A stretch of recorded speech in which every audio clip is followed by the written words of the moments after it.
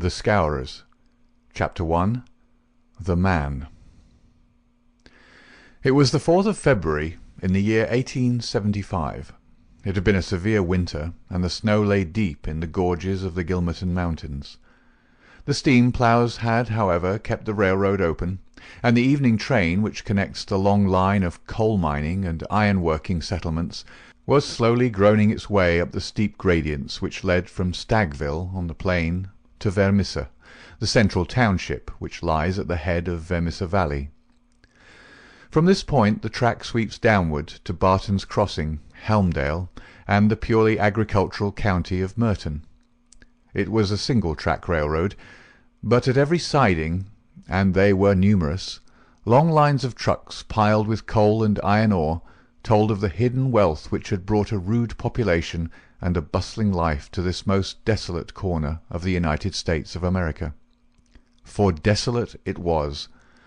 Little could the first pioneer who had traversed it have ever imagined that the fairest prairies and the most lush water pastures were valueless compared to this gloomy land of black crag and tangled forest. Above the dark and often scarcely penetrable woods upon their flanks, the high, bare crowns of the mountains, white snow and jagged rock, towered upon each flank, leaving a long, winding, tortuous valley in the centre. Up this the little train was slowly crawling. The oil lamps had just been lit in the leading passenger car, a long, bare carriage, in which some 20 or 30 people were seated. The greater number of these were workmen, returning from their day's toil in the lower part of the valley. At least a dozen, by their grimed faces and the safety lanterns which they carried, proclaimed themselves miners.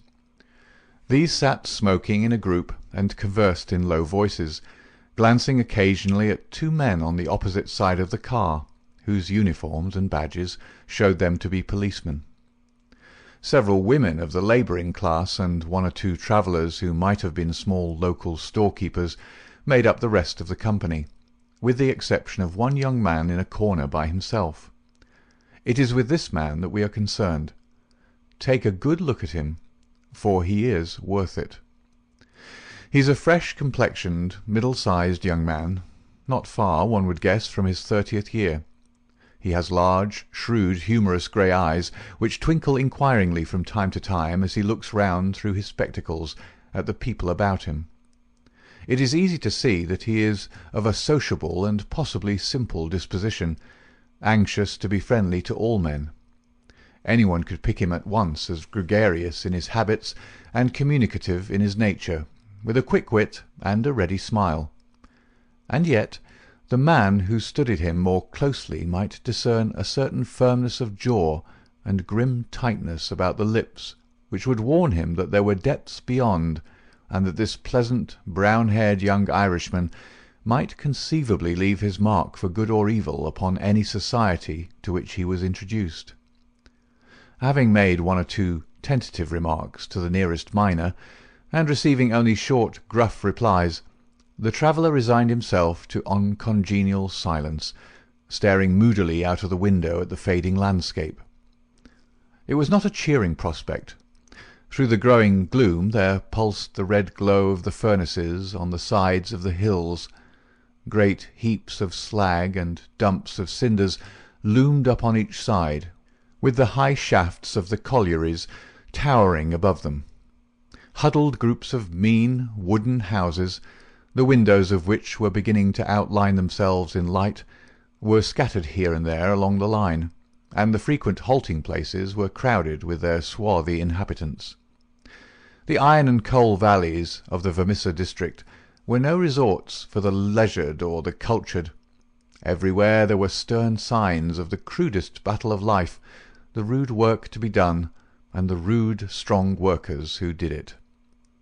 The young traveller gazed out into this dismal country with a face of mingled repulsion and interest, which showed that the scene was new to him. At intervals he drew from his pocket a bulky letter to which he referred, and on the margins of which he scribbled some notes. Once, from the back of his waist, he produced something which one would hardly have expected to find in the possession of so mild-mannered a man. It was a navy revolver of the largest size. As he turned it slantwise to the light, the glint upon the rims of the copper shells within the drum showed that it was fully loaded. He quickly restored it to his secret pocket, but not before it had been observed by a working man who had seated himself upon the adjoining bench. "Hello, mate," said he. "You seem heeled and ready." The young man smiled with an air of embarrassment. "Yes," said he, "we need them sometimes in the place I come from." "And where may that be?" "I'm last from Chicago." "A stranger in these parts?" "Yes." "You may find you need it here," said the workman. "Ah, is that so?" The young man seemed interested. "Have you heard nothing of doings hereabouts?" "Nothing out of the way." "Why, I thought the country was full of it. You'll hear quick enough. What made you come here?" "I heard there was always work for a willing man." "Are you a member of the union?" "Sure." "Then you'll get your job, I guess. Have you any friends?" "Not yet, but I have the means of making them." "How's that, then?" "I am one of the eminent order of freemen. There's no town without a lodge, and where there's a lodge I'll find my friends." The remark had a singular effect upon his companion. He glanced around suspiciously at the others in the car. The miners were still whispering among themselves. The two police officers were dozing. He came across, seated himself close to the young traveller, and held out his hand. "Put it there," he said. A hand grip passed between the two.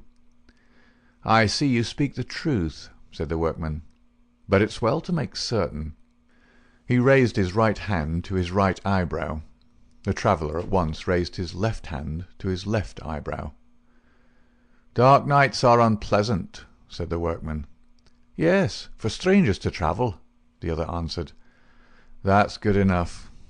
I'm Brother Scanlon, Lodge 341, Vermissa Valley. Glad to see you in these parts." "Thank you. I'm Brother John McMurdo, Lodge 29, Chicago. Bodymaster J. H. Scott, but I'm in luck to meet a brother so early." "Well, there are plenty of us about. You won't find the order more flourishing anywhere in the States than right here in Vermissa Valley.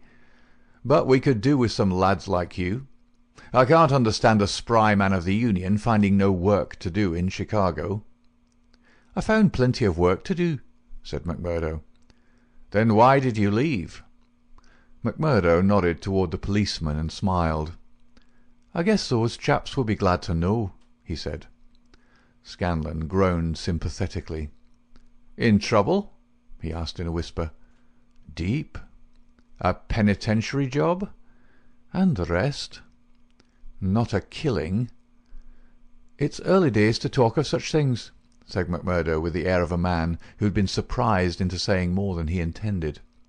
"I've my own good reasons for leaving Chicago, and let that be enough for you. Who are you, that you should take it on yourself to ask such things?" His grey eyes gleamed with sudden and dangerous anger from behind his glasses. "All right, mate, no offence meant. The boys will think none the worse of you, whatever you may have done. Where are you bound for now?" "Vermissa." "That's the third halt down the line. Where are you staying?" McMurdo took out an envelope and held it close to the murky oil lamp. "Here is the address. Jacob Shafter, Sheridan Street. It's a boarding-house that was recommended by a man I know in Chicago." "Well, I don't know it, but Vermissa is out of my beat. I live at Hobson's Patch, and that's here where we're drawing up to now. But say, there's one bit of advice I'll give you before we part.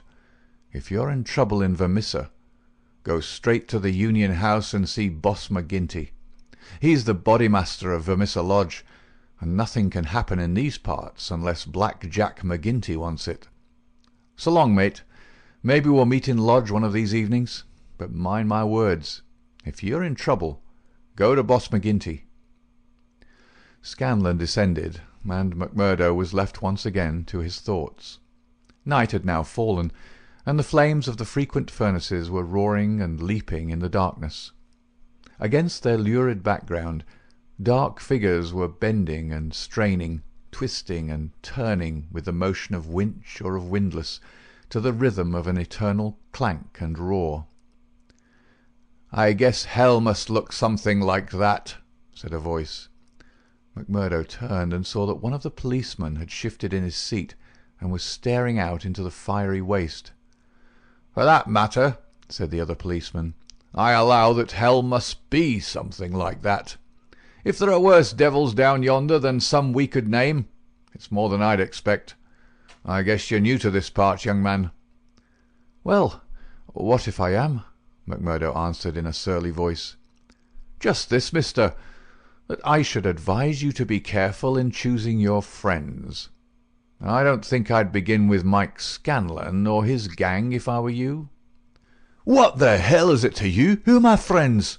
roared McMurdo in a voice which brought every head in the carriage round to witness the altercation. "Did I ask you for your advice, or did you think me such a sucker that I couldn't move without it? You speak when you're spoken to, and by the Lord you'd have to wait a long time if it was me." He thrust out his face and grinned at the patrolman like a snarling dog. The two policemen, heavy, good-natured men, were taken aback by the extraordinary vehemence with which their friendly advances had been rejected. "No offence, stranger," said one. "It was a warning for your own good, seeing that you are, by your own showing, new to the place." "I'm new to the place, but I'm not new to you and your kind," cried McMurdo in cold fury. "I guess you're the same in all places, shoving your advice in when nobody asks for it." "Maybe we'll see more of you before long," said one of the patrolmen with a grin. "You're a real hand-picked one, if I'm a judge." "I was thinking the same," remarked the other. "I guess we may meet again." "I'm not afraid of you, and don't you think it," cried McMurdo. "My name's Jack McMurdo, see? If you want me, you'll find me at Jacob's Shafters on Sheridan Street, Vermissa. So I'm not hiding from you, am I? Day or night, I dare to look the like of you in the face. Don't make any mistake about that." There was a murmur of sympathy and admiration from the miners at the dauntless demeanour of the newcomer, while the two policemen shrugged their shoulders and renewed a conversation between themselves. A few minutes later the train ran into the ill-lit station, and there was a general clearing, for Vermissa was by far the largest town on the line. McMurdo picked up his leather gripsack and was about to start off into the darkness when one of the miners accosted him. "By gar, mate, you know how to speak to the cops," he said in a voice of awe. "It was grand to hear you. Let me carry your grip and show you the road. I'm passing Shafters on the way to my own shack." There was a chorus of friendly good nights from the other miners as they passed from the platform. Before ever he had set foot on it, McMurdo the turbulent had become a character in Vermissa. The country had been a place of terror, but the town was in its way even more depressing. Down that long valley there was at least a certain gloomy grandeur in the huge fires and the clouds of drifting smoke, while the strength and industry of man found fitting monuments in the hills which he had spilled by the side of his monstrous excavations. But the town showed a dead level of mean ugliness and squalor. The broad street was churned up by the traffic into a horrible rutted paste of muddy snow. The sidewalks were narrow and uneven. The numerous gas lamps served only to show more clearly a long line of wooden houses, each with its veranda facing the street, unkempt and dirty. As they approached the centre of the town, the scene was brightened by a row of well-lit stores, and even more by a cluster of saloons and gaming houses, in which the miners spent their hard-earned but generous wages. "That's the Union House," said the guide, pointing to one saloon which rose almost to the dignity of being a hotel. "Jack McGinty is the boss there." "What sort of man is he?" McMurdo asked. "What? Have you never heard of the boss?" "How could I have heard of him, when you know that I'm a stranger in these parts?" "Well, I thought his name was known clear across the country. It's been in the papers often enough." "What for?" "Well," the miner lowered his voice, "over the affairs." "What affairs?" "Good Lord, mister, you are queer. If I must say it without offence, there's only one set of affairs that you'll hear of in these parts, and that's the affairs of the Scourers." "Why, I seem to have read of the Scourers in Chicago. A gang of murderers, are they not?" "Hush, on your life!" cried the miner, standing still in alarm, and gazing in amazement at his companion. "Man, you won't live long in these parts if you speak in the open street like that. Many a man has had the life beaten out of him for less." "Well, I know nothing about them. It's only what I've read." "And I'm not saying that you've not read the truth." The man looked nervously round him as he spoke, peering into the shadows as if he feared to see some lurking danger.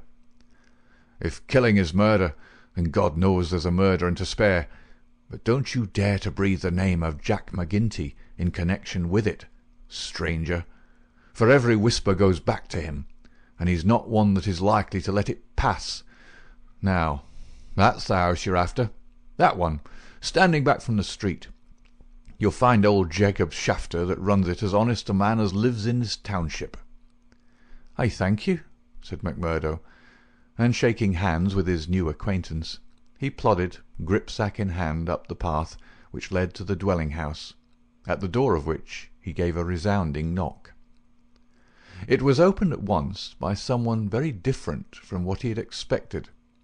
It was a woman, young and singularly beautiful.